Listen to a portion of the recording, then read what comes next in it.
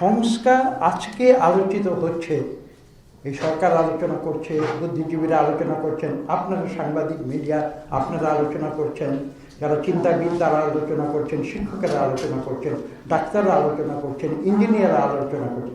এরকম কোনো ক্ষেত্র নেই যেখানে সংস্কারের প্রয়োজন হবে না। আমরা কিন্তু বাংলাদেশে একদিনে নির্বাচন করি, একই দিনে।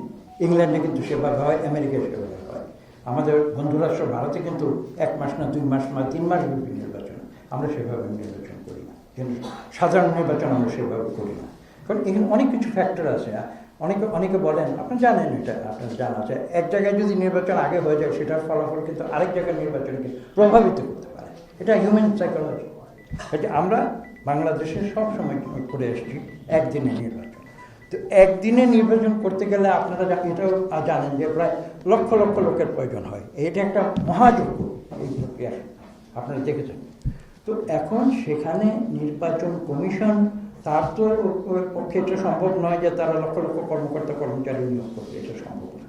কাজে তাদেরকে কি করতে হয়, সরকার থেকে তাদেরকে সেই সময়টার জন্য একটা বিশেষ আইনের মাধ্যমে যে একটা কমিশন, তারা সিভিল সার্ভেন্টকে কমিশন করেন, তারা পুলিশ সার্ভিসের লোককে কমিশন করেন, তারা প্রয়োজনে আইন শৃঙ্খলা বাহিনীর লোককে কমিশন করেন, এটা করতে পারেন।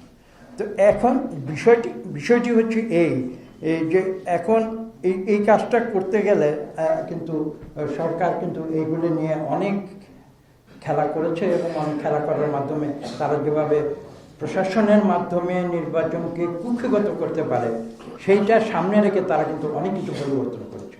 কিন্তু আজকে আমাদের বক্তব্য কিন্তু স্পষ্ট, সরকারি কর্মকর্তা কর্মচারীদের তারা যে রাজনৈতিক ভূমিকা পালন যাতে না করতে পারে, তারা যাতে নিরপেক্ষভাবে, আমরা যে কথাটি বারবার বলে আসছি, একটা সুষ্ঠু নিরপেক্ষ নির্বাচন হতে হবে। বাংলাদেশের ভোটার তারা যাকে ভোট দেবে, যারা মেজরিটি হবে, তারা জনগণের প্রতিনিধি হিসেবে সরকার গঠন করবে। এখানে আমি ম্যানিপুলেট করতে যাবো কেন? সেটাই করা হয়েছিল বিগত স্বৈরাচারী সরকারের সময়। আমরা সেগুলো সংশোধন চেয়েছি।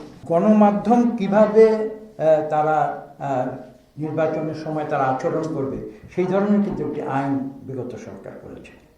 এবং আপনারা এটা নিয়ে অনেক দ্বন্দ্ব হয়েছে, আপনারা জানেন। আমি ছোট্ট একটি উদাহরণ দেব, যেটা আপনাদের জন্য অত্যন্ত গুরুত্বপূর্ণ, যে সংবাদ মাধ্যম কি ভূতের ভিতরে প্রবেশ করতে পারবে কি পারবে না, সেখানে কি ক্যামেরা লাগানো হবে কি না, যদি একটা সংবাদ মাধ্যম সেখানে ক্যামেরা ফিট করতে পারবে কি, এই জন্য অনেক কিছু সেন্সিটিভ বিষয় রয়েছে। এবং আমরা দেখেছি বিগত সরকার এখানে কিন্তু একটা প্রশ্ন আছে, সেটাকে বলে ট্রান্সপারেন্সি কিন্তু গণতন্ত্রের একটা অবিচ্ছেদ্য অঙ্গ। ট্রান্সপারেন্সি ব্যক্তি রেখে কিন্তু গণতন্ত্র হতে পারে না।